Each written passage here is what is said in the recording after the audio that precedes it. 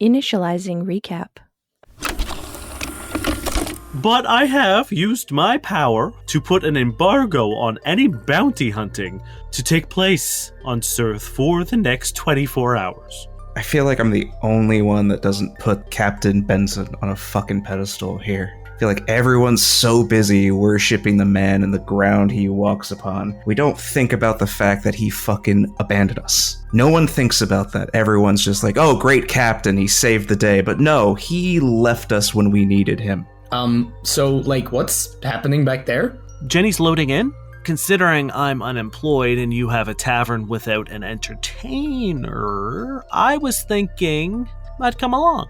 We were already framed, so trust running at low. She leans forward and says, I understand your position. I understand the trust issues. I absolutely get it, but I 100% have your back, and I know that you are innocent. This is a big ask, but if you come to Therum and plead your case in front of the council, I will represent you, and you launch into orbit of Therum, the capital of Castle Mall, as these 4 Archon mechs begin guiding you into entry on Therum. Recap complete.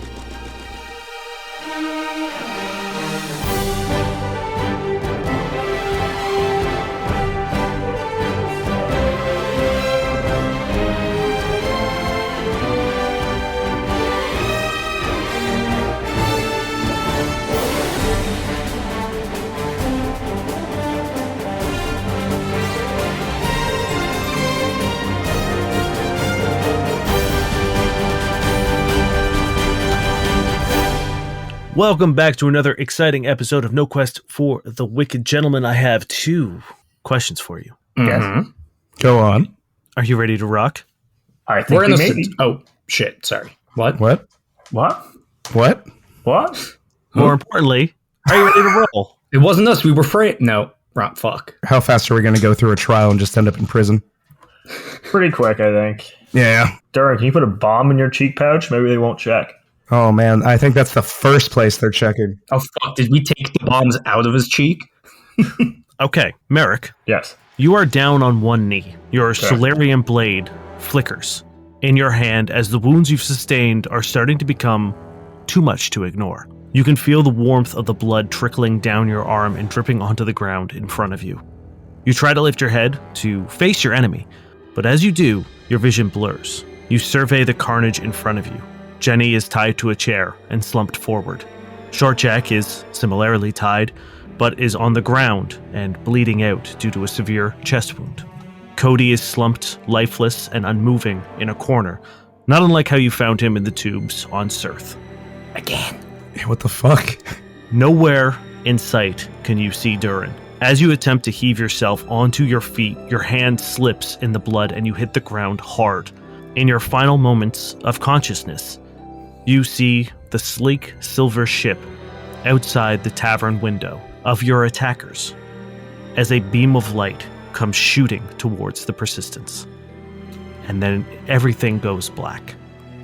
And we see 1 week earlier. Oh, dear God. Are you really doing that to us? People are going to revolt because you hurt Short Jack. Hey, who knows what happened? You guys are currently being escorted towards Therum by 4 large mech suit robots.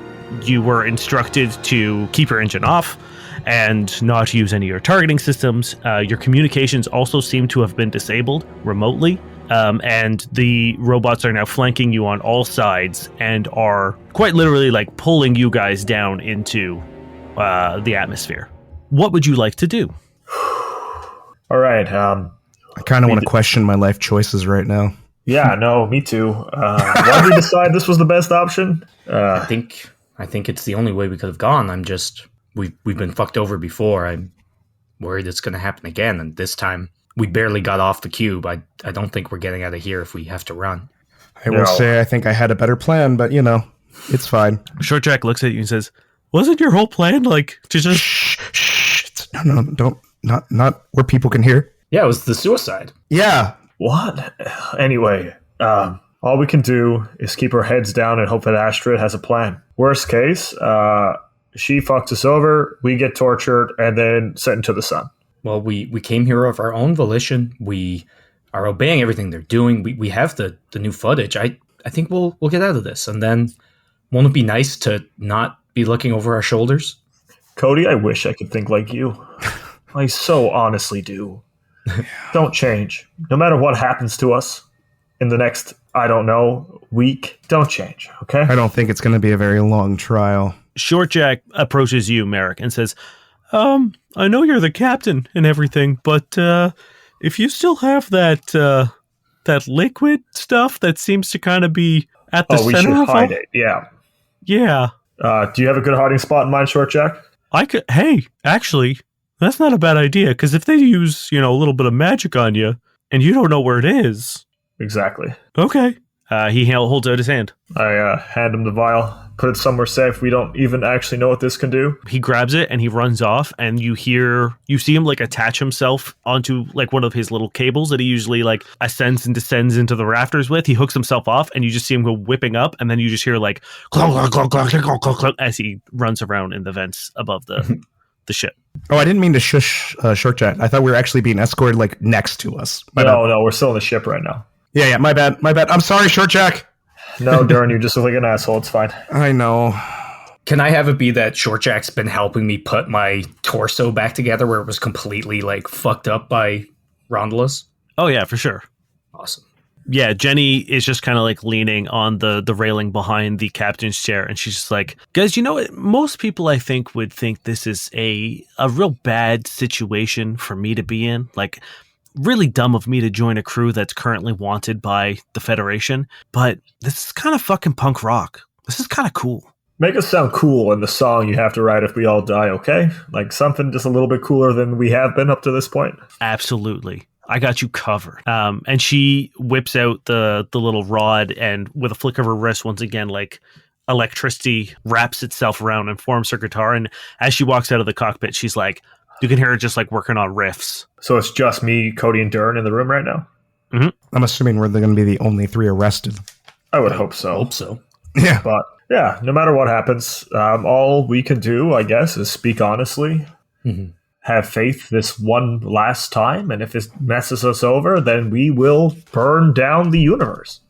I think we stick together no matter what, and it's not they'll just they'll us separate on the us, line. Cody. They're going to separate us. They want us all to be different. They want one of us to say something the wrong way or like route the other. They won't. I mean, more in a metaphorical sense than a physical one, but that too. Yeah, It's not just our fates on the line. Steer, quip, query. If we're cleared, I think it'll go a long way towards helping them too. So we just got to do our best. I need to be hopeful. We're really fucked. I feel like I'm in between the most pessimistic and optimistic people in the galaxy, and I'm just stuck here in the middle trying to pick a side. Which one am I? You're the pessimist, Cody. I know. Glass half full. Empty? He just like scratches his chin. Both?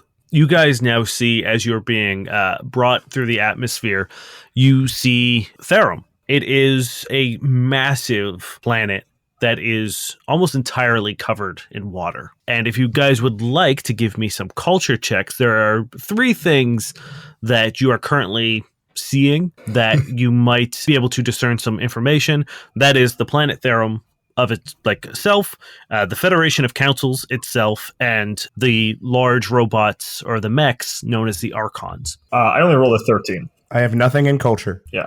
I would literally give away my splash feet the second we go to a water-covered planet. That's why I was laughing. I figured. Culture? Mm-hmm. Yeah. That's gonna be a fucking 9. Highest is 13, Dane. We're very smart. Well, here's what I'll tell you with a 13. For the Archons, they are sort of like the Ministry of Defense's vanguard. They are kind of what they send in first to assess situations. They're pretty legendary. They are led by someone known as Commander Sev Depka, which was the Vesk woman that you talked to, and she is like a decorated war hero. Sev Depka? Sev Depka. Or Drepka. Drepka. Sev Drepka. For Therum, the like tagline that a lot of people call this planet is the pinnacle of culture. It is a massive water planet, also known as the Cerulean Giant. named after the Cerulean Sea that covers much of its surface. There is only one city above the water, and it is known as Athenus. And it is made up of these large hexagonal floating platforms that they slowly add to as they need space. So it started out as like one big hexagon, and then another one was added, and it's meant to perfectly slot into one another, like Catan style. It says that's Athenus? Athenus. Athenus or Phoenix? Sorry, spell out? Aphenis. Ephenis. Sure you want to go with that name, Dan? Yeah. I do. Okay. I just spoke making with sure. an A. So I was like, oh, we're going to a penis. Great. Low-hanging is fruit, just- Royce. Low-hanging fruit. That's what we're all about. We're nothing but low-hanging fruit. And then, it's got like a ton of research facilities, museums, stadiums, and that's about all you know about Therum and Aphenis. And then for the Federation of Councils, this one's an easy check because it is kind of like the massive government that rules over almost all of Casimol. The only planet that isn't a part of the Federation is the Sonoran Prime, as they are the last sovereign empire. It is made up of a ton, as the name suggests, councils. And there are main branches of government, and then those break down into smaller councils, into smaller councils, into smaller councils. So the main councils are the Ministry of Defense, which you have become recently familiar with, the Preservation Assembly, which are meant to look after anytime a new planet is colonized. They're tasked with ensuring that the indigenous community is taken care of and made sure they're not eradicated, their culture is secure, that kind of stuff, while also maintaining pretty distinct records of every race that they come in contact with. There's also the Collegiate of Health and Well-Being, which is sort of their FDA, making sure that medical practices are above board, drugs and all that kind of stuff. It is sort of their FDA kind of situation. After that, the last two are pretty self-explanatory, the Board of Education and the Congress of Coin. And that is the Treasury and the system in which they figure out how to make curriculums and stuff for education. This is going to be some culture shock after Sirth. Yep. I walk in and just start fucking posing. Where did the pose-offs happen? Can we pose off through the trial? Where's the big, Therum sign that's gonna damage me with sparks? There's one last sort of major council. It is the Integrity and Accountability Committee. And that is overseen by the High Chancellor. And it is not a position of legislative or political power. It is more of a administrative and delegating position. So they don't really they are the highest position within the Federation of Councils, but they don't have any actual power to instigate change. Instead, when things come up, they tell which council are meant to deal with it, and they are able to, if they feel like something is not right, or if there's any sort of corruption or nepotism or something, they send in their committee to investigate. Do we know the name of that person? You do. This is a very easy one because they are essentially the highest position of power in the system, and it is a female Lashunta by the name of Sybil Maris. So Arwen Decker, is he any of these? You said he was a special consultant. Based on his press conference, he seems to be a independent contractor from the Cube's administration on behalf of the Ministry of Defense. Okay. All right. But very clear that he is not a member of the Federation of Councils. Yeah. Okay. Durrin, make sure you keep your clothes on this planet, okay? I mean, I make no promises, but I'll do my best just for you, Merrick. Thank you. Thank you so much. All right. Positive outlook. We're all just going to go in. They're going to ask some questions. We're going to hang out while Astrid presents evidence, and then they'll let us go. You guys are proceeding towards the ocean at a speed that you are uncomfortable with. And it is very clear that you are not going to stop before you hit it.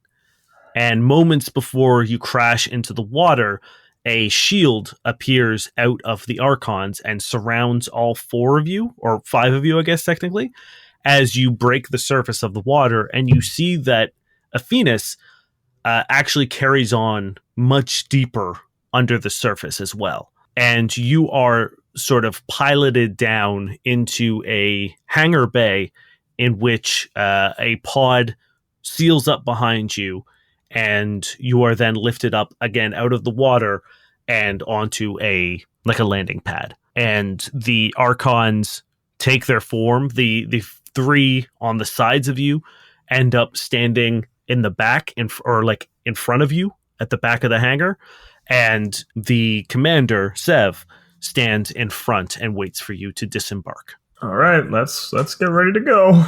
Captain's first. Yeah, I'm going to make sure my plant is watered, and I'm going to say, I'll be back, Mr. Plant. Little motes of light make a hand and wave to you. I'm first one off. I'll be second. I follow. Yep, and Shortjack and Jenny also are in the rear. And as you step out into the hangar, you see dozens of armed guards, all with their weapons trained on you, and follow you as you make your way to the front of the ship, where the gold, black, and white mech of Sev Drepka stands before you, and the front of the visor of the helmet opens up, and then the chest cascades down into a ramp, and she walks down it and towards you. And these things are huge. These things are massive. And Vesk typically are also quite big. She is huge as well. You are shocked at the size of this woman. And it's not just the power armor that she's currently in. There's just something big about this person. And she towers over you as she stands and looks at you, and she says, "Present your hands." Yeah, I do so. I do Yeah, so. do I. And two guards come over and place these rounded, clear plastic shackles on you in front of you.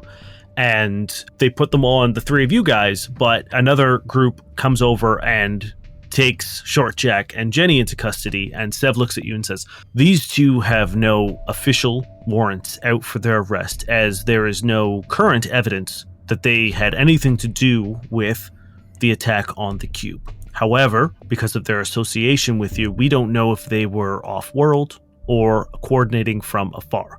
They will be taken into custody and held until your trial. Depending on the evidence that is revealed at that time, we will make our decision as to what we do with them." Is that clear? It's clear. Yeah. Jenny gives you kind of like a wink and a nod, and Shortjack looks scared but is cooperating. What do you mean? He gets to go hang out with Jenny for a while. No, he'll be fine. Maybe that's why he's scared. This is overwhelming in a lot of ways for Shortjack. He went from you can't even ask for an autograph, I'm too nervous, to being locked up with her. to being arrested in the highest court of the galaxy or the system With his hero. Wonderful. Yeah. Wave at them we'll see you soon. Sev says, "Follow me." And she begins walking through the hangar, and you can feel the guns just constantly trained on you. I feel like we've been in prison more time than we've been not in prison over the last while. Yeah, it's been a running thing for us. We should start reviewing them, you know? Sev looks back at you and she says, "Perhaps that kind of information should be kept in your head and not out loud." Fair enough. We were innocent for all of them. Give me sense motives. Sure. My best skill. Oh, you know what? It's a good roll. I have 19 on the die, but I have a -2. Oh. So that's a 17. I rolled a 19 on the die as well, so mine's 29. Oh, yeah, mine's 16. Let's go with the 29. Durrin, you get the sense that was said out of favor, like she's giving you advice, and not out of anger or condescension. That seems to be her giving you a warning of being like, "Hey, shut the fuck up." Okay, I'll probably give Cody a gentle nudge at that and try to signal that to him. Yeah, I think he, a 17's pretty good for him, so maybe I'll sense your motive and just shut up. Yeah, again, I will say with the lower sense motives, you can tell that wasn't said with malice. Okay. I nod and I'm like, thank you. You guys get to a small airlock situation, and she points at you, Merrick, and says, "Come here, step forward." Yes, ma'am. And she presses a button on her armor, wrist pad, and a clear plastic spike or pole comes up, and you can tell that there is a slot where your shackles would be placed on it. And she says, "Affix yourself." Oh, okay. Merrick abides. He affixes himself. A guard nearby goes over and checks the connection and makes sure that you are in fact tethered to that pole, and the door opens up and there's like a track that the pole then begins moving forward, and you're kind of like dragged along with it, and it brings you into the center of this room, and the door closes, and Cody and Durrin, you see Merrick then just get dropped. And then they do the same similar situation for you and Cody. And you guys are placed into these pods and then dropped. And you are now floating in the Cerulean Sea, isolated and alone. In these pods, there is a single bed, a mirror made of plastic, a sink, and a toilet. There's a camera in the corner. There's also a single shower stall. It's fairly small, but can fit most people, as well as a little terminal at the front of where, like beside the door, that you can control the lights and access various ambient music, because you can hear the drone of the sea, and it is used to drown that out if you so choose to. Are we still shackled, like our hands? No. Once the pods find their place in the sea, the pike goes down and you are released from the shackles, so you can move around freely. Do they have any like 80s style like hair metal or like 80s rock? It is all ambient, like very, very easy listening stuff, meant to sort of counteract the sort of like nothingness of the sea. Do they have whale sounds? They do. I'll play some whale sounds. Okay. Merrick is going to go into a meditative pose and just focus on the moan, the wailing noise of the ocean, and just sort of focus on the abyss. I think I'm going to take a look at that data pad and just see what it can do. Is it just sounds, nothing else? Sounds and lights. So you can turn the lights on, you can change the colors, you can dim them. That's it. I'm just going to pace anxiously. Classic. You guys are in there for a considerable amount of time. Cody, what are you doing? What are you thinking of? What's Cody doing to pass the time? I think Cody is just really worried that this wasn't the right call, even though he doesn't think there was anything else. He's also just really preoccupied by the fact that he can finally see the face of that eclipse. So I think he's thinking about that. He's thinking about the fact that he almost died, and he's just like kind of mentally steeling himself.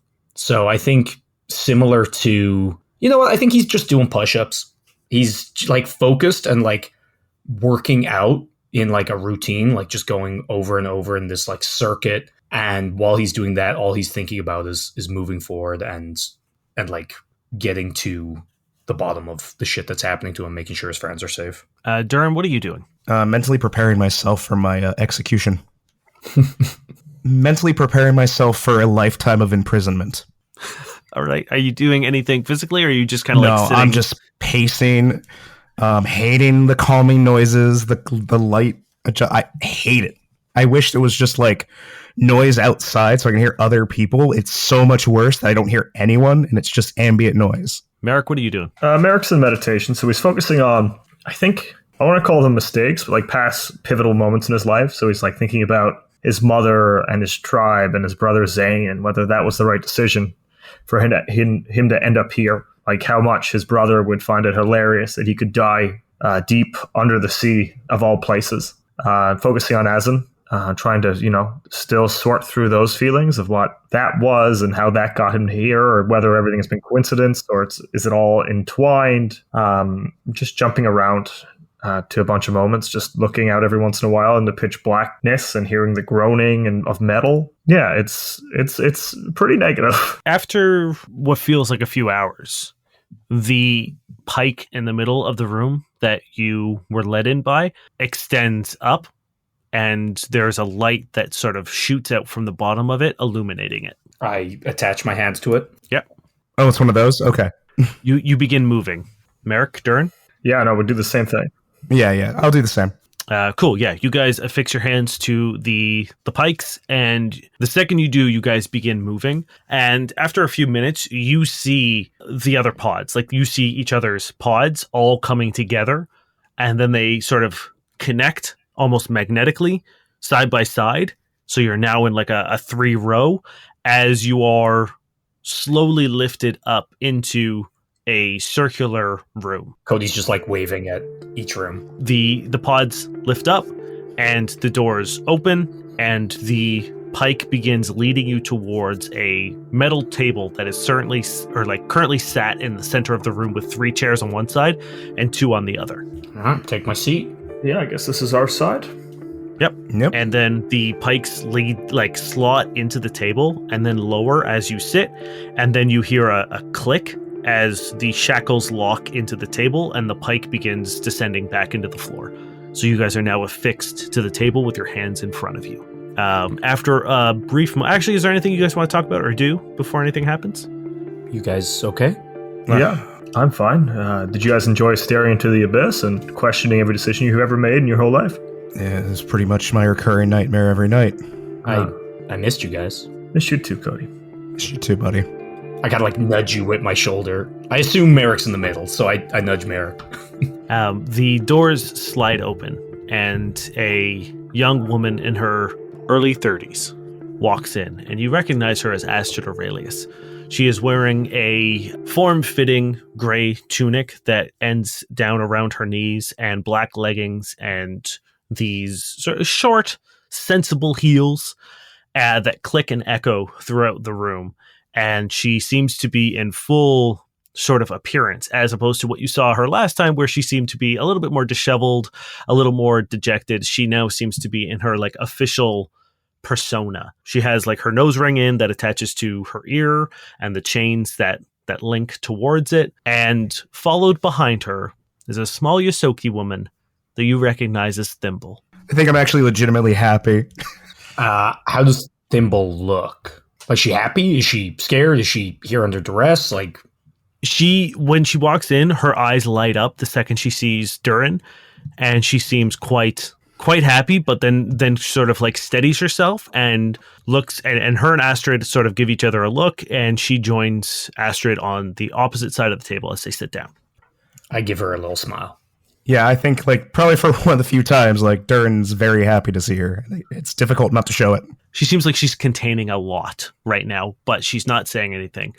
And Astrid sits down. She says, I would say it's nice to meet you, but considering the circumstances, this is not exactly ideal.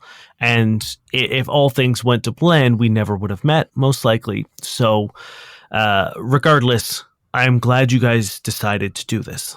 Thanks for giving us the opportunity to. Yeah, you could have ran, and it would have made everything worse. For you, for me, for every other tavern. We probably would have been, and I will be honest with you, we are at risk of being disassembled. If we lose this, the tavern program is done. And that means a lot of people aren't going to get the help they need. A lot of people will be out of jobs. So there's a lot of pressure here. I just need you to know the stakes. We've been out of the loop for a bit. Do you know how Quip and Query and Satir are doing? Unfortunately, they are on Chirillis, and I do not have the authorization to make contact with them, especially considering the circumstances of me representing you. But they're alive, right? Yeah, of course they are. Okay.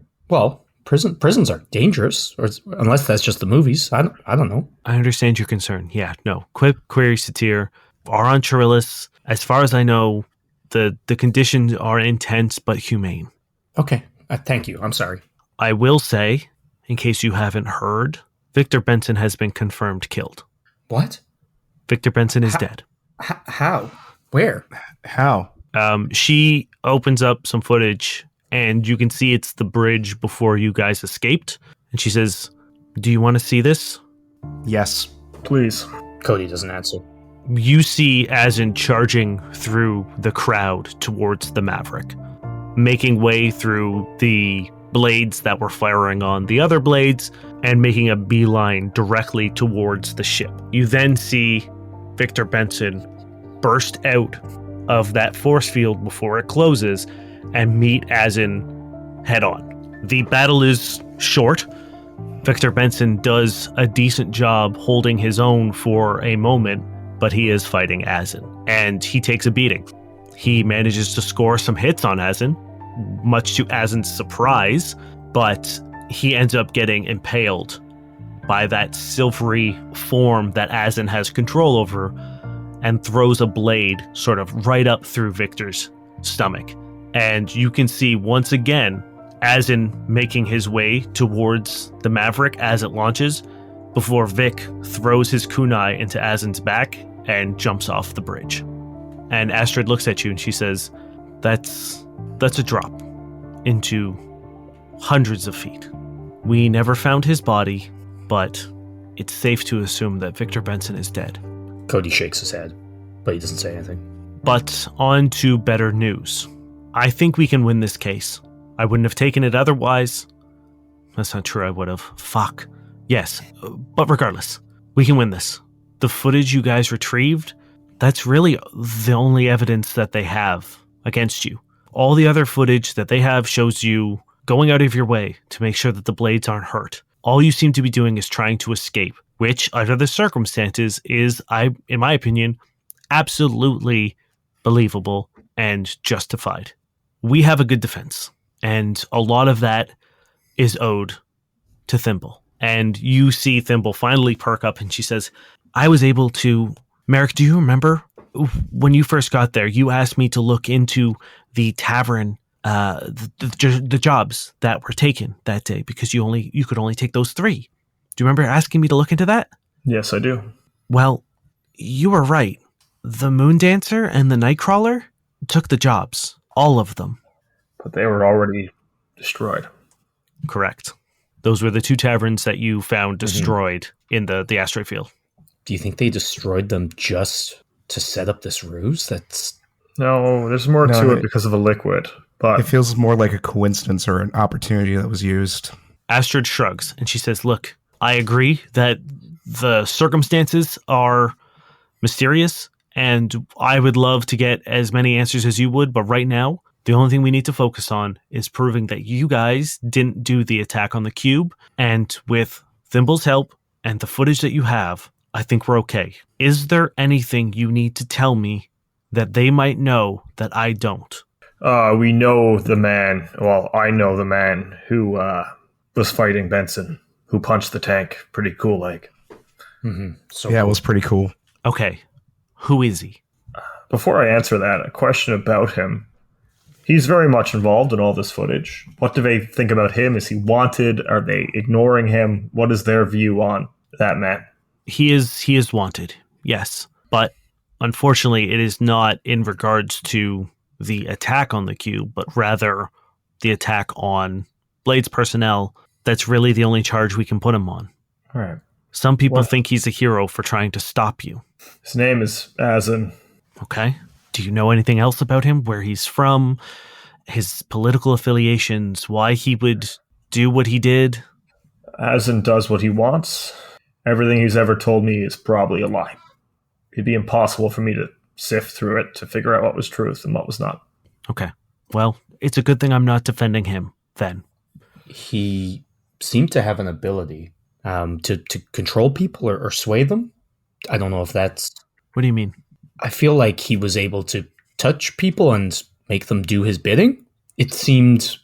I don't know if that's relevant or something we should be worried about, but he did seem to have sway over people in a weird way. She stops and scrolls back to the beginning of the footage as Azin charges through the blades that are infighting, and she says, that would make sense that perhaps he had influence over the blades that turned on each other. Yeah, I think so. Like, what are those blades saying? That they did it willingly? They're all dead. Excuse me? The blades that turned on each other, they're all dead. How does that happen? Well, you saw it. It was a massacre. They fired on each other. When you go to war, somebody survives. Someone has to win. Someone has to lose. We survived. The current theory is that this is all a plot from the Sonoran Empire. Why? I don't know. What their endgame is, I don't know. But currently, that is the narrative that's being pushed. People think that you are Sonoran saboteurs. Mm-hmm. Other people believe that those were plants. Again, saboteurs, spies, inside jobs, that they were all Sonoran people who are willing to die for whatever cause, again, no one has rationalized what they think Sononan Prime stands to gather from attacking the Cube or the Federation, but that's currently what the thought process is that you are now tied to Sononan and the Empire, that the attack was a terrorist attack on behalf of them. So be prepared for that. Does the Federation refuse to make any kind of deal with the Sononan Prime just so they have a scapegoat permanently available to them? Is that sort of the gist to it? No, I mean, the Federation has made several diplomatic efforts to get them to join. It is Sononan Prime that is holding out. It is the Empire that does not wish to join. Yeah, I sort of only half believe that. Anyway, that aside, what do we have to do in regards to ourselves? Well, does the word reckoning have any importance to you? I forgot about that part. She cocks her head and she says, no, why? The people that were integral in bringing us to the bomb and framing us, they said it a whole bunch in a weird way. It seemed familiar. Or, sorry, not familiar. It seemed important. Well, they were fanatics. Yeah, it seemed fanatical. Would they be under Azin's control, perhaps? Who are you talking about? The people who set us up. Fucking Greg. Craig and Frag. When you say those names, she looks at Thimble for a second, and Thimble nods, and Thimble pulls out a data pad, and she begins like frantically scrolling through, and then she turns around, and she says, is it these two? And you see a picture of Greg and Freg. Those sons of bitches. Yeah, they shot each other in a way that made it seem like we attacked them, and they muttered reckoning and left the bomb. Also, it didn't feel like their first rodeo. I think they were also controlled, though. I doubt it. They debated on who gets shot first, remember? I guess. Unlike last time, unless I'm remembering wrong. No, they definitely talked to each other about coordinating who was getting it shot where. Thimble looks at you as you guys describe this and talk about it, and she says, I don't know how to tell you guys this, and she puts her finger down and scrolls to the top, and at the top of the screen it says, deceased crew of the Nightcrawler. What? Damn. Oh, dear God. It's... What? What the fuck? Now, from what we could tell, they were not dead or undead, right? I mean, I will give you a retroactive check, but yes, there was no discerning features or anything that... Was there any silver goo dropping from their noses or anything like that? When they died, yes. Yeah. So I ask, can we have a minute to talk, the three of us, for a second? They can listen. There's nothing that they can say that we can't tell them. Yeah, this is kind of our lawyer. Okay. Then, Cody, how much illegal stuff have you done that you're about to reveal right now? Silver liquid. No, I have a brand new crackpot theory, which is not good. Well, I just mean they asked what we know that they might not, and silver liquid. Oh. Thimble and Astrid are just sitting on the opposite side of the table. They look at each other and then just stare blankly at you guys. Okay. How to even get into this? So when we took that mission to go check on the Nightcrawler and the other ship, what we found at the crash site was a silver liquid. When Greg and Freg died or were shot or whatever, they had silver liquid. Azin, the man we spoke about, works and utilizes his powers rooted in a silver liquid. And when I believe, tavern committee meeting that went awry and the bomb went off with Captain, they were discussing the silver liquid. Astrid leans forward and she says, no matter what, we don't talk about this at the trial. Okay. And why is that? Do you know what it is? I don't. Had you heard of it before? Astrid leans forward and says, no, I've never heard about a silver liquid, but if this was the domino that set everything into motion, there's usually a hand that flicks it first. And I would like to not alert that hand until we have a better grasp of the situation. So, Agreed.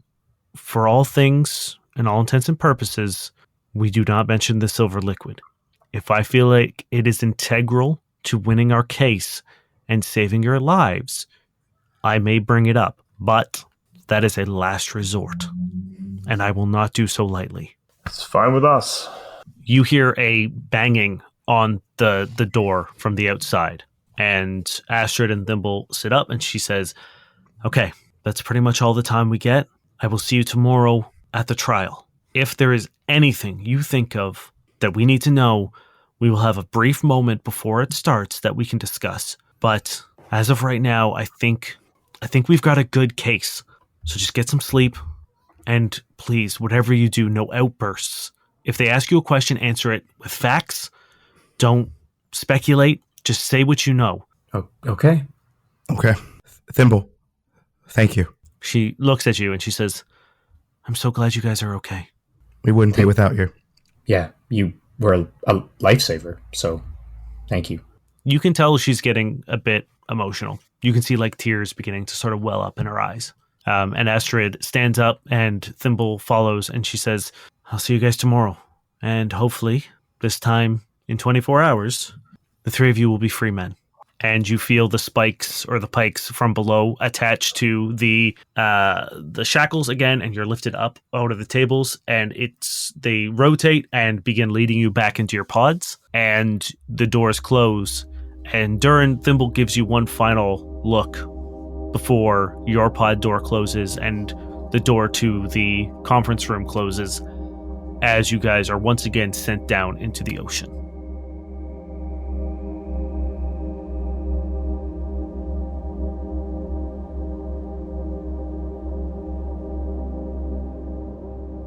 Hello friends, Spatium Dane here to do the things very quickly as always. First and foremost, we hope you're enjoying the episode. Second, I have a very squeaky Oliver in here, so if you hear weird squeaky noises as usual, that is him purring. He is fine. That's just what he does. Third, I would like to give a quick, big thank you to everyone who has been giving NPC names on the Discord. You guys are a lifesaver. I know I talk about it all the time, but you may notice that there are a lot of new NPCs, and it is tough to come up with good names, and thankfully I don't have to because you guys are coming up with absolute bangers. I want to give a couple quick specific shout-outs to some people who have been pretty much been given NPC names since the beginning of all of this. Infreak, Waffle Frog, our friend from Dice Fiends, Kay from Dude Where's My Drift, Dan from What the Dice, and a special shout out because I don't think they have missed a single week, Dr. Squidman. Of course, don't think that just because I haven't done a special shout out for you, I don't see you. I see you, I love you, I appreciate you.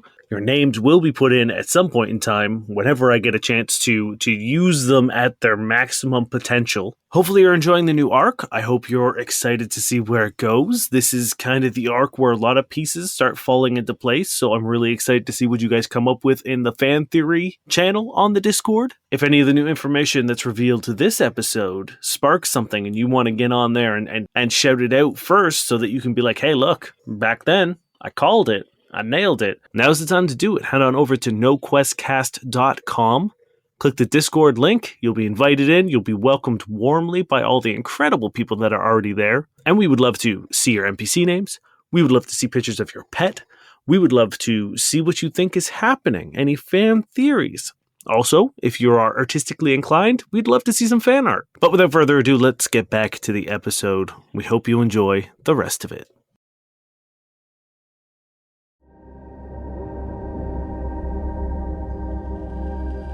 You are woken up in the morning, or at least you assume it's the morning, by the sound of the pike once again emerging from the floor and lighting up. Yep, I'm attached again. Yep, ready to go. Let's rock and roll. And once again, the second you attach yourself to it, it begins moving with a lurch forward, and this time you are going much, much further than you went last time, until you enter into what looks like a massive column, and you emerge out of the water and begin floating up into the air, and you begin seeing sort of what you are currently in, and you can only assume it's the council chambers. You are brought up to a floating platform in the center of this huge column of a building that is open air at the top. And you can see it submerged down into the water, And all along the sides are small recesses with groups of people sitting at various tables.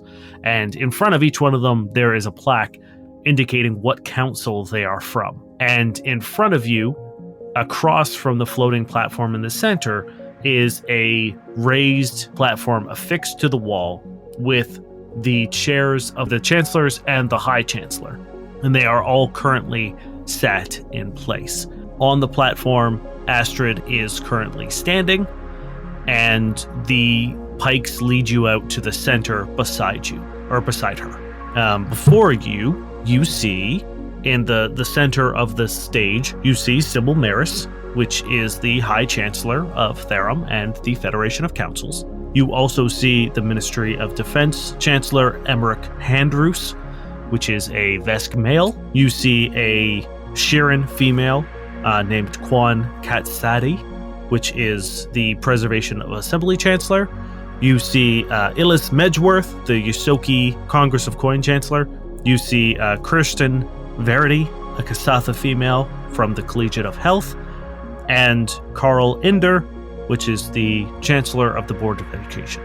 Don't worry about remembering all those names. Okay, It's not that I important. won't. Yeah, I don't have them. I managed to get Quan and Kirsten and Emmerich. I feel like our Discord is going to be really happy, though. Yes. The only person you really need to pay attention to is Sybil Maris, who will be leading the proceedings. And once you guys are fixed in place, Astrid looks at you and she says, "Are you gentlemen ready?" Yes, as ready as I guess we'll ever be. Let's rock and roll. Okay. Durrin? What's the chances of us being the scapegoats to all this? Okay, not really the conversation we have right now. Are you ready? Yes. Astrid takes a step forward and she says, "High Chancellor, we are ready to begin the trial." And Sybil raises her hand and the crowd begins to quiet. The murmuring washes over into a hushed silence. And Sybil stands and she says, "You are accused of severe crimes within the Federation of Councils, within Casamont: treason, theft, murder, terrorism. How do you plead?" Not guilty, Your Honor. Not guilty. Not guilty, Your Honor.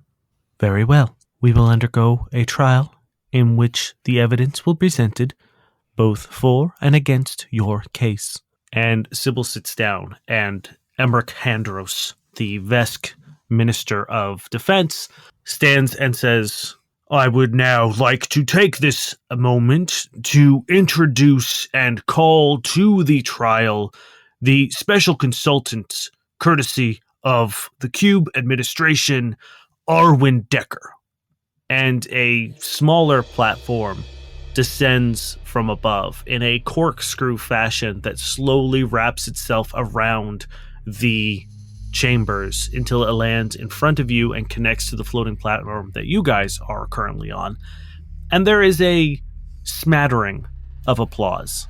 And Arwen Decker steps forward onto the floating platform with you and puts his hands behind his back. And once again, he is wearing this incredibly high-collared coat with a button-up shirt that also has a ludicrously high collar, his hair slicked back into a manicured perfection.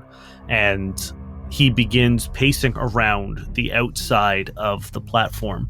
And he says, "Ladies and gentlemen of the council, it is with much displeasure that I am even here.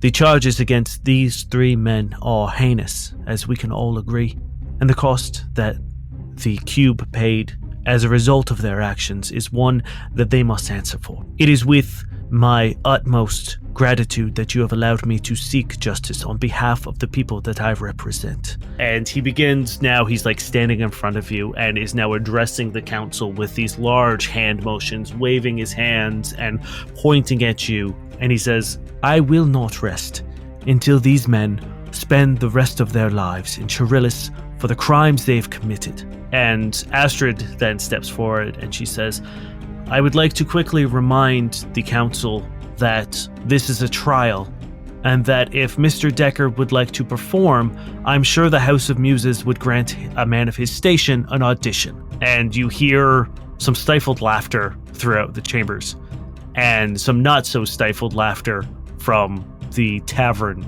Oversight Guild. And the High Chancellor, Sybil, nods and says, Mr. Decker, Miss Oralias has a point, and I would like you to get to yours. And with a flushed face of embarrassment, Arwen Decker turns to face you, Merrick, and says, why did you plant the bomb on the exhaust vents within the cube? We didn't plant a bomb. Then what tampering did you do upon the cube then? What was your goal in the inner workings? We had no goal. We did not tamper. We were just there after we had just finished a mission for the tavern. Interesting, a mission. Interesting words. And who exactly did you complete this mission for?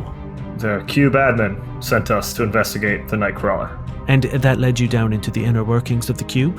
No, we had just gotten back from accomplishing that mission, and we had just picked up a couple other quests upon the cube. And who provided this quest? Cube admin was the bomb, and the security was the one that was the drones, and I believe it was Nyx Taloa who provided the delivery. Both of those are correct. Yes, you are correct. Damn good memory now. Fuck me. Now, thank God you're here. If it was just me and Terry, we would have no idea what's going on. We'd be so fucked. Yeah, Cube admin sent us into the inner workings of the cube. And they tasked you with terrorism, is what you're saying? I believe it was to investigate something, correct? A package? No. There was a suspicious anomaly that Yes, we went down to investigate a suspicious anomaly. And you can tell that he's getting a little annoyed that he's trying to trap you and get you to admit to like it's very rudimentary like wordplay that he's trying to do.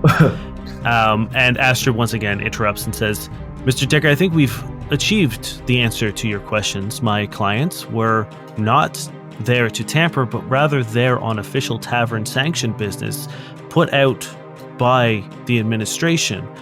In fact, I do have records from that day in terms of the contracts that my clients had taken. And she presses a button on the datapad she's holding, and a large screen appears sort of wrapped around so that everyone in the council or everyone in the chambers can see it. And she says, as you can see, there were a number of contracts available until my clients accessed their transvocational request nodule. If you look carefully, the second they started to access quests and contracts, they were deleted. They were taken by a tavern that we now know to be destroyed, the Nightcrawler and the Moondancer, leaving them with 3 contracts that all suspiciously and coincidentally led to the framing of them. Arwen shifts uncomfortably and he says, so are you saying that the cube is the one behind all of this? That the administration was setting out to destroy its own station? And he looks at the 3 of you. I don't think that is for us to say, but it was not us. We applied 2 jobs that seemed legit in the moment. And on top of that, we not only didn't set the bomb, but there was a bomb and we disassembled and defused it. When you say that, Arwen laughs dramatically and theatrically, and he says, we have video evidence of your transgressions. Please, if we could show the council. And he raises up his arm, and the screen that was showing the contracts that had been falsified now switch over to the video of what was once Durrin assembling a bomb. Now, with audio, shows you 3 deactivating and disassembling the bomb placed on the vents. And Arwen looks around frantically for a second. He says, This is incorrect. This is not the footage that I have. What is this?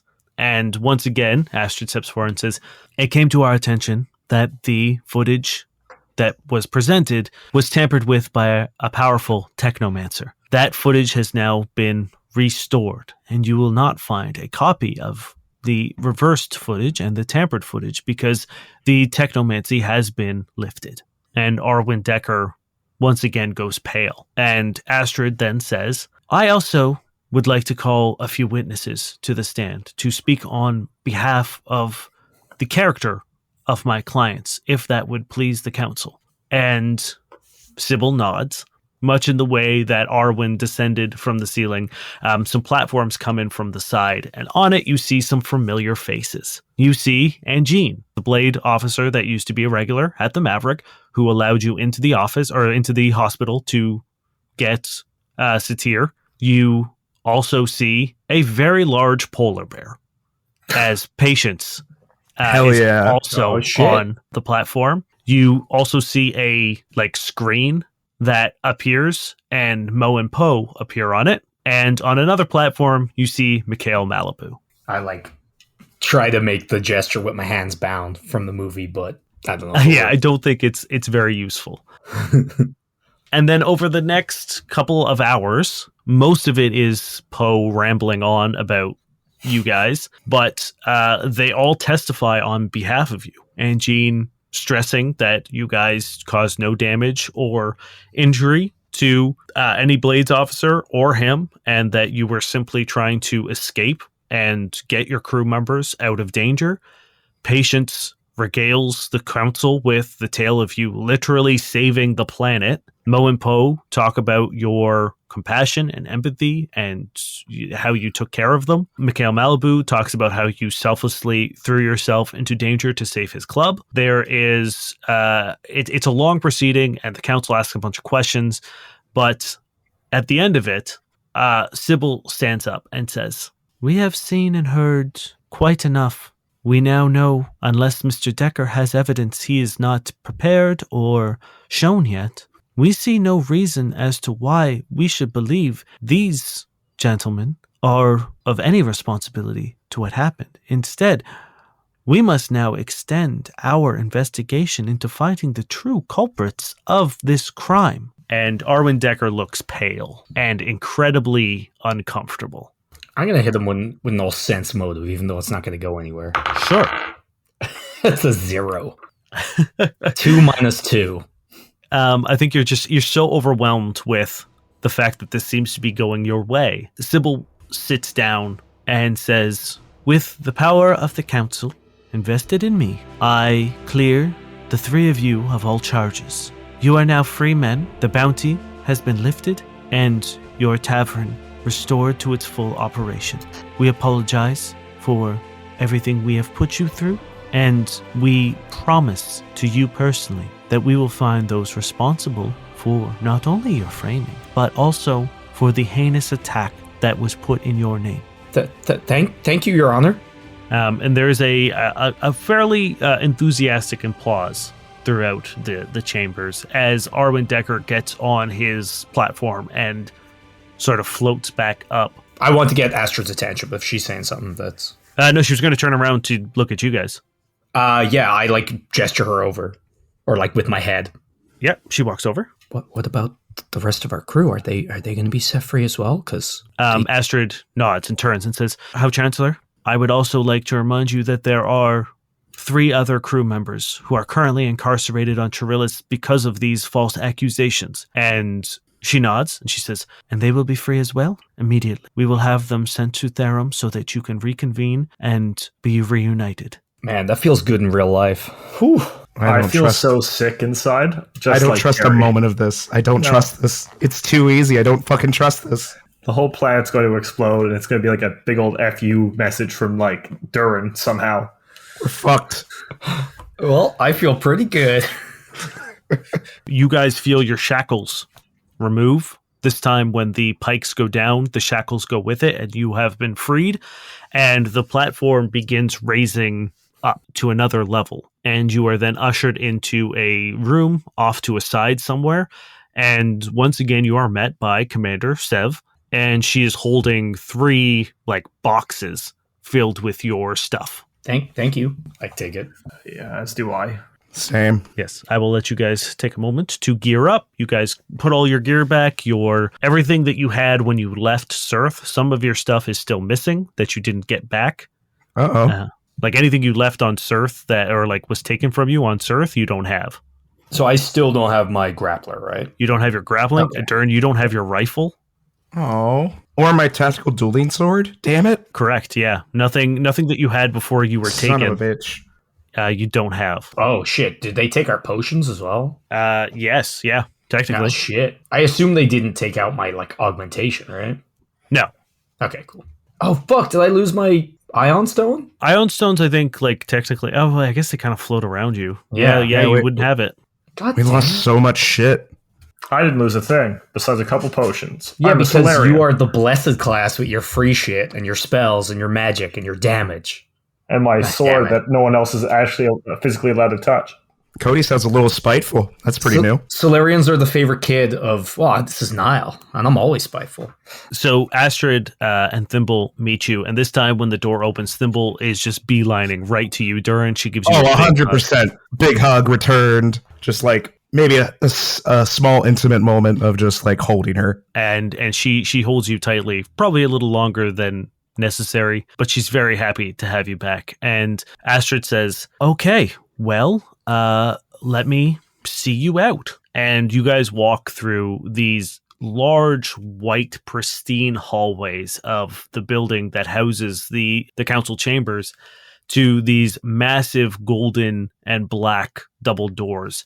And as she pushes them open, you are met with a crowd of people. And there are news cameras, there's a podium set up, and Astrid shoots a fairly unhappy look back towards you, and she says, okay, unless you guys want to make a big statement, I'm happy to deal with this and get them out of the way. No, you go ahead. I think we should keep our heads down for a bit. Yeah, I don't want to say anything. I just want to say thank you, because it's been really hard to trust since everything that happened, and thank you for making our trust worthwhile. Thank you, is what I'm saying. You're welcome. And thank you for trusting me, because this could have gone very poorly any other way. Hey, now that we're out, I don't mind saying that we almost ran. No, we're still not saying that. We're definitely not saying that. Hey. I did. If you guys want to run, you can run now. And she walks to the podium and she says, I will make this brief. This is a reminder that the people who operate taverns are good people who put their lives at risk every day, put their skills to the test every day to make the people of Casamol safer, happier, healthier. These men should be noticed not as criminals, villains, but as the heroes of everyday life. Everyone give me perception checks, please. Oh, no. Oh, no. Oh, fuck. 26? Damn, okay, nice. I got a 9. 22. Durrin and Merrick, you see a face in the crowd, Of course I do. Fucking Fuck me. and it's Azin. Mm-hmm. But the second you guys make eye contact with him, he's gone. I'm going to look at Merrick and see what he does. Merrick, his whole body just clenches for a second.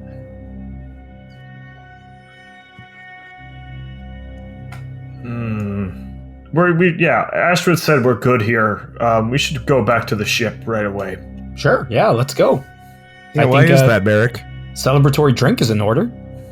Yeah, let's get the rest of the crew and let's go back to the ship. Cody has no idea what's going on and has just got an arm around each of their shoulders and is just beaming. A murmuring begins washing over the crowd, mid-speech from Astrid. Oh, And fuck. you can hear, it's weird. It's not like the crowd is talking. It's almost like they're chanting. And are they in repeating languages over and my over, God. possibly? This is why we don't trust your shit, Dane. Cody, yes. You notice that some of the people in the front row they're mouthing things, and then every now and then you recognize with your sign language and your ability to read lips because of it, that every now and then the word reckoning comes out. Astrid, we should move back. I grab Astrid and I move back towards the door. I'm like, guys, we got to get out of here. And the doors slam behind you as you now notice the two guards who are watching them are also muttering under their breath.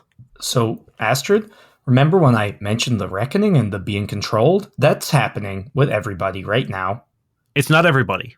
It's like a good portion of people, but it's not everybody. That's happening with a good portion of people right now. I'm definitely keeping Thimble at my side.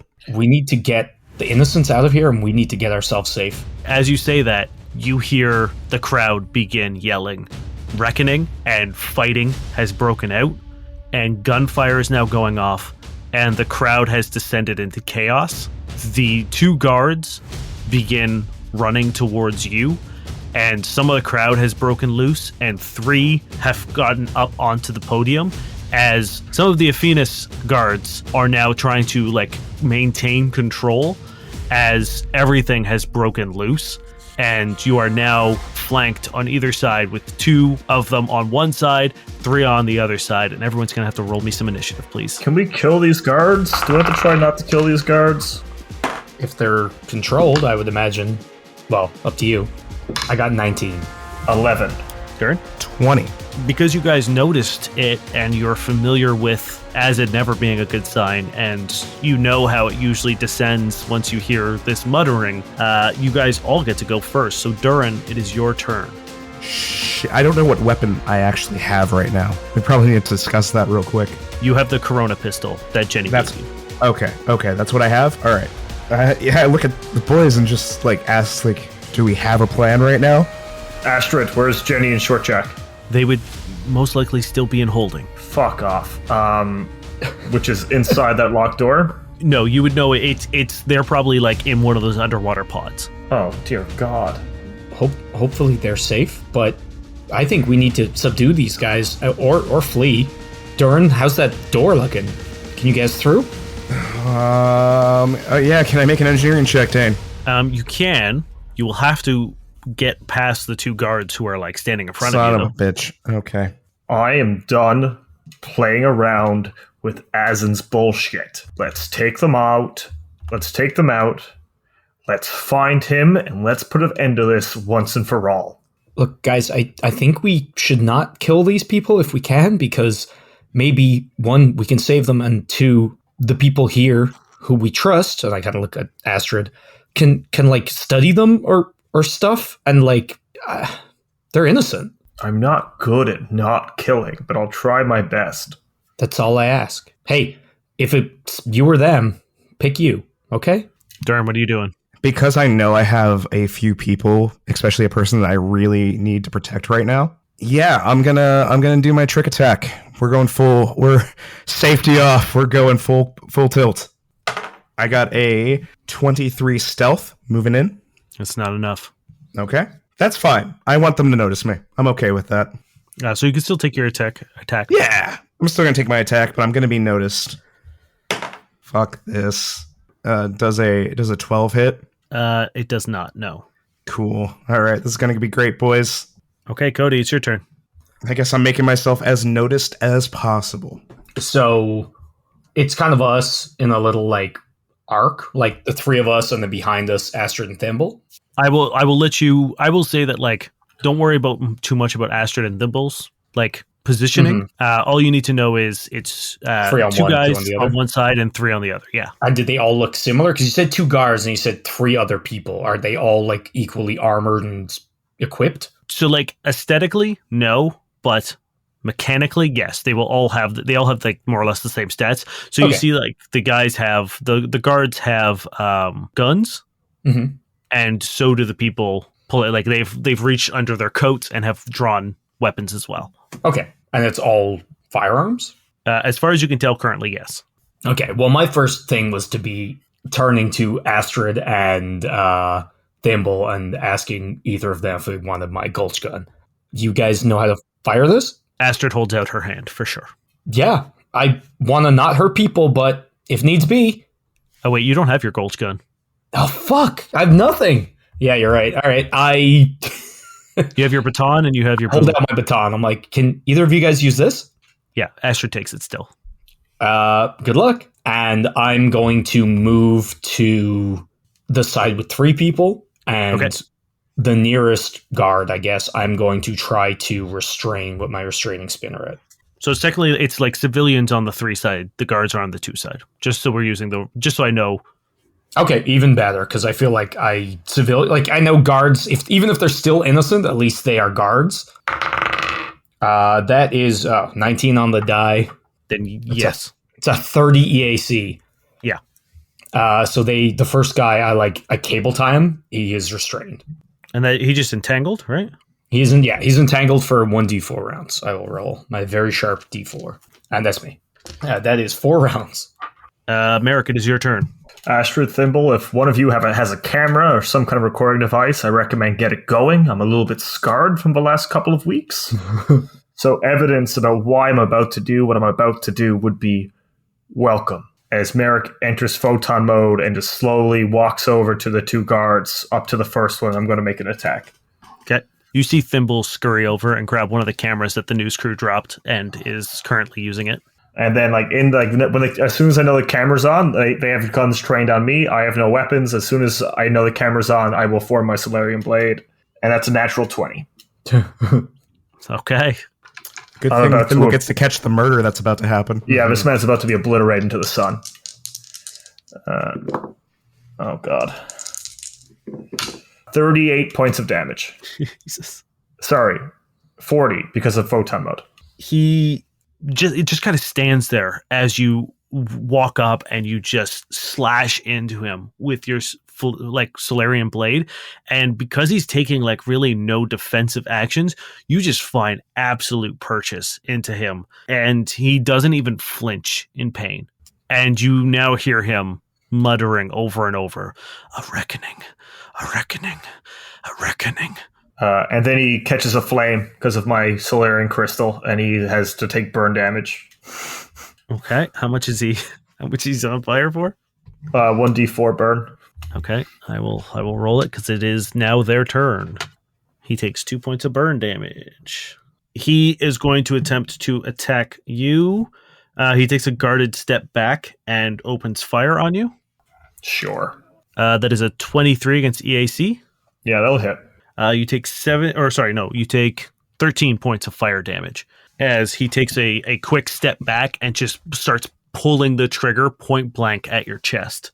Merrick is furious. It's hitting him, and he's just so in tune with his rage right now, he doesn't even react to it. The one beside him, the other guard, looks at you, Merrick, and says, "You can feel it too, can't you?" And you're going to have to give me a will save, please. All right. 19. Okay. You feel like when they were talking to you, something was finding purchase in your mind, and you are able to, in this sort of rage you're in right now, able to shake it free, but you felt very close to succumbing to whatever they were doing. I'll show you a reckoning. Cody. Mm-hmm. One of them looks at you and says, "A reckoning. It comes for all of us, even you." And you're going to have to give me a will save. Well, I'm assuming a 13 ain't going to do it. It's not going to do it, unfortunately. Now, what do I get? What condition do I get? You are paralyzed. Uh, They cast Hold Person on you. Okay, yeah, it's not on my list. Your dex modifier is -5. You cannot move, but can take mental actions. Now, this is a mind-affecting effect? It is. Does it specifically target constructs? It says one humanoid creature, so I don't know. Well, Either way, does your bonus get you to a 19? It does not, so you're good. Okay, that it does not matter. Merrick, I also forgot to mention you, with their Echoes of Obedience ability, your next turn, you're going to be at a -1 to AC, attack rolls, and skill checks, as the lingering echoes of their voice rattle around in your brain. Fine with me. Durrin, did you attack the guard? Yes, I attacked the guard. Okay, he's going to return fire. That is fair. Not great. That's a 16 EAC. I feel like this is the first time I get to say that does not hit. Okay, yeah. He once again just pulls his gun up and just begins pulling the trigger, and you're able to nimbly dodge out of the way. The two that aren't entangled are going to walk completely past you, Cody, and flank with the other guards against Merrick and Durrin. They're not technically flanking because they're ranged attacks, but so first one's coming for you, Durrin. That's a 19 EAC. That will do it. Okay. Second one is 19 EAC for you, Merrick. 19 EAC? Yeah. Yeah, EAC will do it. Okay. So 9 points of fire damage on you, Durrin. Mm-hmm. And 11 points of fire damage on you, Merrick. Bring it on, Daddy-O. All right. That is their turn. The one that's entangled, did they go? They were the one who cast Hold Person on you. Durrin, it is your turn. Okay. Give me where the position of the guards real quick. Okay, so there is 2 guards in front of you and Merrick. Merrick is currently fighting one of them. Then there are the 2 guards are now behind you. So imagine guard, 5 foot space, you and Merrick, 5 foot space, guards. Or the 2 civilians, and then one's entangled at the foot of the stairs. Okay. And they're threatening both me and Merrick, right? Technically, they're not threatening because they're using ranged weapons. I mean, in the figurative sense. Yes, yeah, they are completely focused on. All 4 of them are focused on the 2 of you. Okay, I'm gonna use my trick attack, and I'm gonna take aim at the guy that Merrick's fighting. Okay, let's do my stealth. I can't believe it. I've rolled 4 3 times in a row on this fucking dice. It's so upsetting. 23. No, not enough to get your trick attack. Well, at least hit him. Fuck me. Nat 1. I think. Does the laser blow up and I die? Is that what happens now? No, I think the amount of past trauma that is coming up, seeing how Victor Benson died, then this reliving of the reckoning just after you cleared your name, and Thimble being here as well. I think you're spending more time making sure she's okay than targeting your shots. That's fair. You're so distracted that nothing terrible is going to happen for the Nat 1. Thank you, Dan. I really appreciate that. Actually, I lied. Oh, you asshole. You're going to take the shaking condition for the next turn. Okay. As you are so worried about Thimble and this going poorly, you're shaken. Okay. I'll take it. Cody, it is your turn. You get to attempt. You can do mental actions if you have them, but you can attempt a new will save. I will definitely attempt a new will save. Fuck me. That's a 9. Nope. You now you're held, and you hear everyone who's currently muttering. Their voices are in your head, no matter how far away they are. It's like they're right beside you, yelling in your ear. Merrick, it's your turn. All right. Close the distance on this one guy. I got to finish him off with a -1. That's going to be a 20 against KAC, not natural. Yes. 24 points of damage. Come on. Hit him for 40, hit him for 24. Go down, man. Yeah, he's down. So yeah, Merrick just the same wound. He's just gone full Kasathan soldier. He's just going through the motions, taking him out. And this turns his focus on the next guy and say there's no reckoning worse than the desert sun. As he hits the ground, you see a drop of that silver liquid come out of his nose and sizzle into the marble steps and dissipate, as a hole is now carved into where the liquid landed. As in? It is their turns. One of the one who's entangled looks at you, Durrin, and they say simply, "Join us." You have to give me a will save, please. And this is the worst deity for this. Come on. Misty Mountain Dice, please. Doesn't sound good. It doesn't feel good, I'll tell you that. 10. You drop your weapon as they cast command on you and force you to throw your weapon to the ground. They're such assholes. All 3 of them are now going to turn their attention to Merrick. I'm sorry, Merrick. I'm trying. 4 people focused on Merrick right now? 3. Well, and the other soldier. No, he cast a spell. 5? Okay. One's dead, one's entangled and is casting spells, and then the 3 remaining. 2 of them rolled a 2, so that's 12 EAC. Yeah, not going to do it. And the last one is a 26 EAC. Yeah, that one would do it.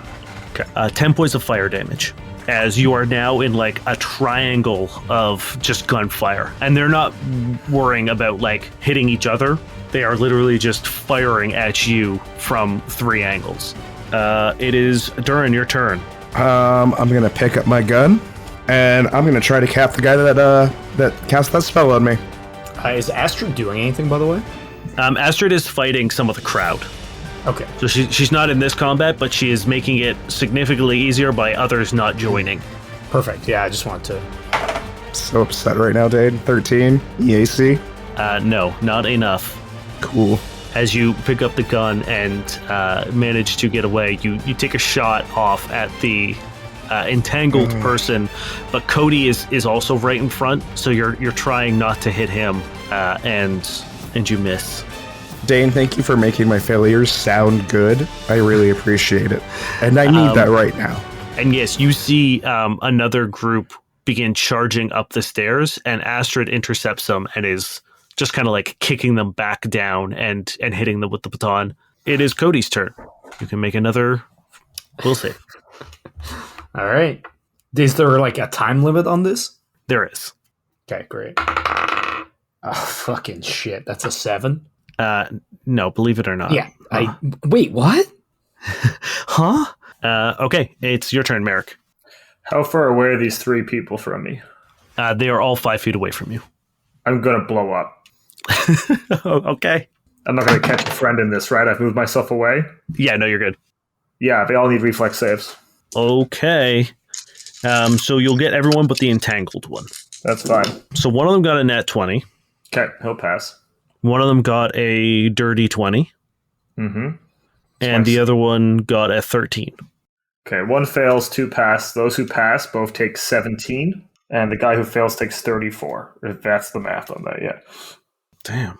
As Merrick, just like in this, once again, this hyper-focused rage. Like, I feel like he's at his roots of his training with, like, his mother, where it's like, channel that anger, channel the energy of the sun, fight, fight, fight. He's just back in that mode as he just, like, quickly lets off his supernova that engulfs everybody around him. Okay, yeah. The steps are now scarred with a black ash as you unleash your supernova, and you suddenly hear once again a familiar thunder of paws as the door slams open and Patience comes barreling out alongside Mikhail Malibu, and they survey the situation, and Mikhail yells at Thimble, and he's like, darling, you might want to get out of there. And she scurries over to the doors, and Patience runs out into the crowd and begins trying to subdue some of the frantic ones or protect the like regular civilians. It is their turn. So once again, they're going to 3 attacks on Merrick. Bring it. Oh, so close. So the lowest was a 21 EAC. Yeah, they all hit. Okay. Kill me, Dane. Do it. 13 points of damage for the first one, 10 points for the second, and another 10 points for the second, or the third. How you feeling, buddy? I'm in my health. And the one who's entangled once again speaks, and Durrin, you can hear them as if they are right beside you. And they say, everything is lost. It is only a matter of time. And you have to give me a will save, please. Oh, there it is. We're coming back. We're coming back, boys. I got a 19. Once again, you feel like something is about to take purchase in your mind, and you are able to shake free from it. But the echoes of obedience continue to rattle around, and for your next round, you'll have a -1 AC attack roll and skill checks. Cool. So I'm both shaken and... Oh, no, I lost the shaking condition. Yeah. From... Okay, all right, we're good. So it is your turn. I have to take out the spellcaster, but before I do, Merrick, how hurt are you? I'm in my health, but only by a little bit. I trust that you would let me know if you need heals. Yeah, Merrick right now is just so enraged and focused on this combat, I don't think he would even vocalize how hurt he is if he had the chance.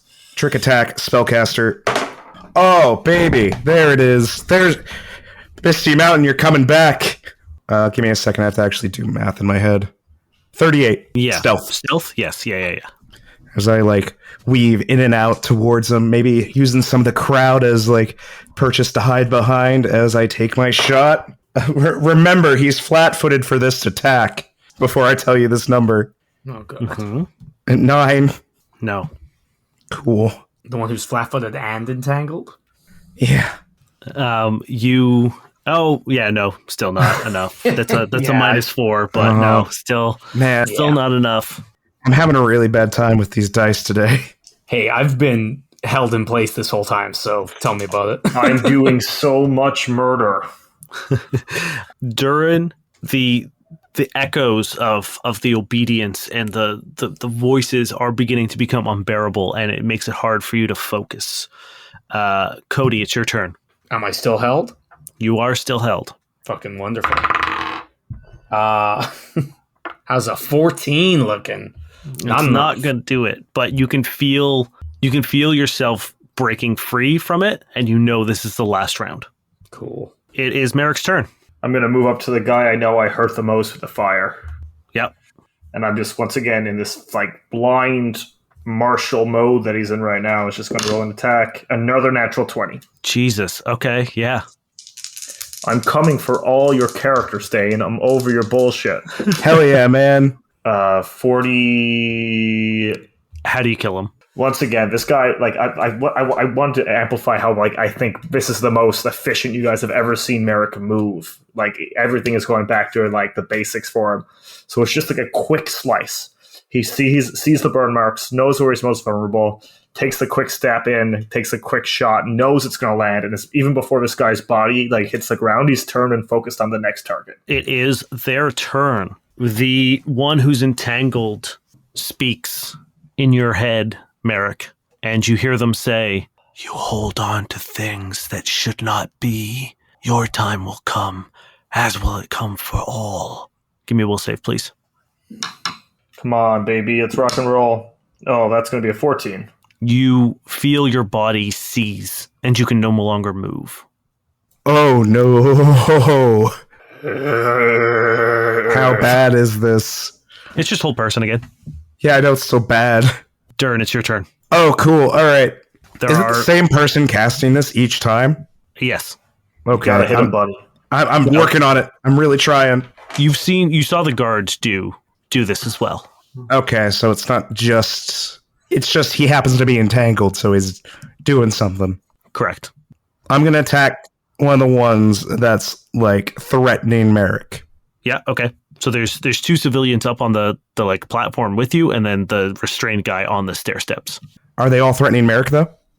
No, just the two up on the platform with you. Okay. I'm going to take out one of the ones that's threatening Merrick, because he is not in a good spot.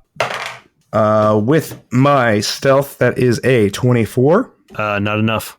Why do I play? Why do I Talk do this? about rat penises.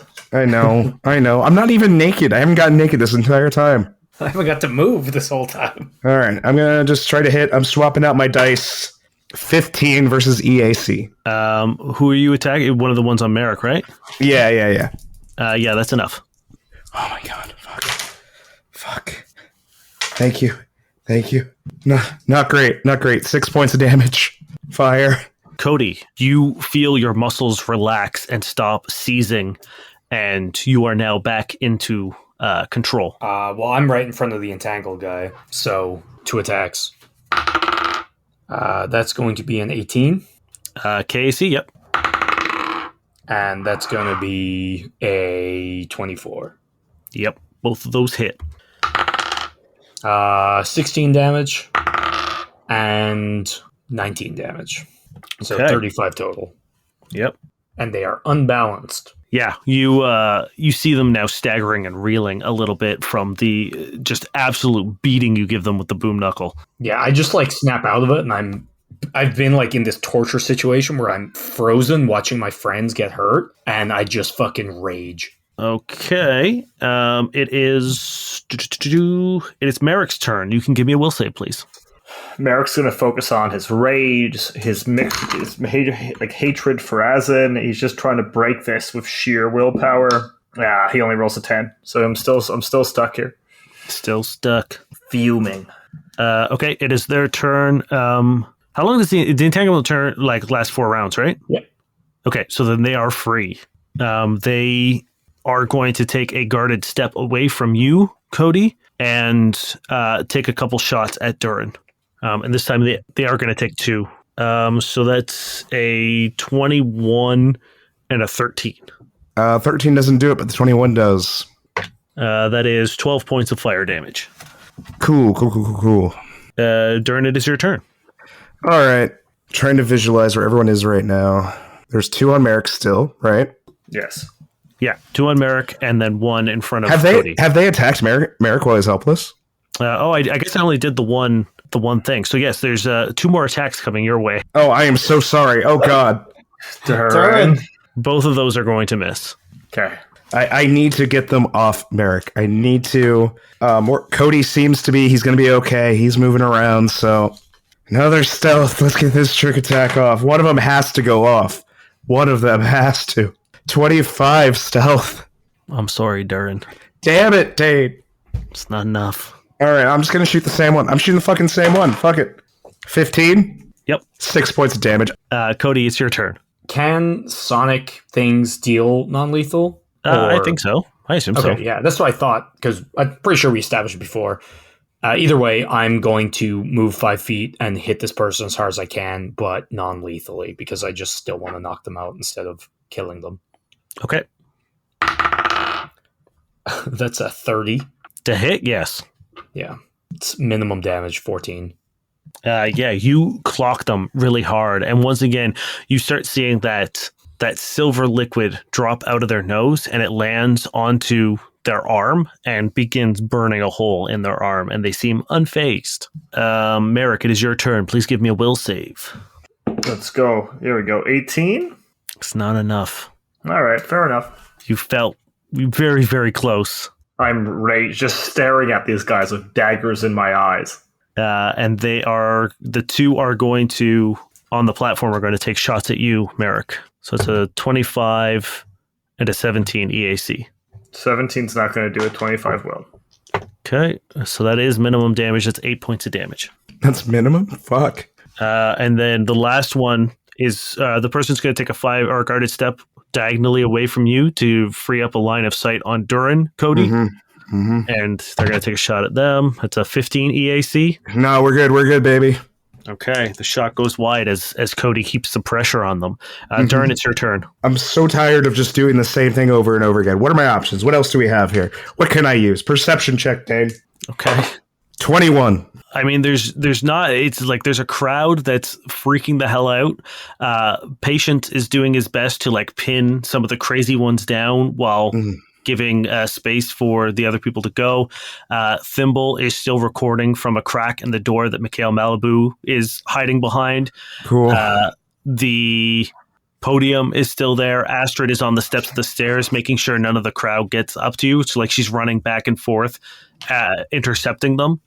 And some of the other guards are all like doing their best to like, they're very hesitant about opening fire into a crowd because they don't know who's like under control or not.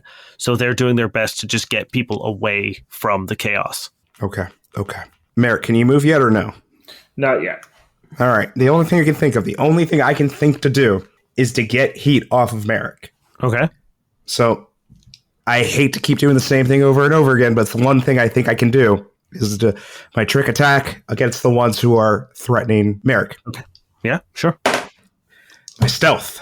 I got a 33. Yes. Okay. Maybe the one that I guess it's the one I already hit. There's no reason to change that. They are flat-footed for this. 17 versus EAC. Yes. Holy fuck. Oh my god. Their fortitude save. Okay. That's a nat 20. Oh, fuck you. Okay, cool. Hey, you burned a nat 20 so he doesn't crit Merrick. This is good. I roll minimum damage on my weapon, so that's 5 points of fire damage.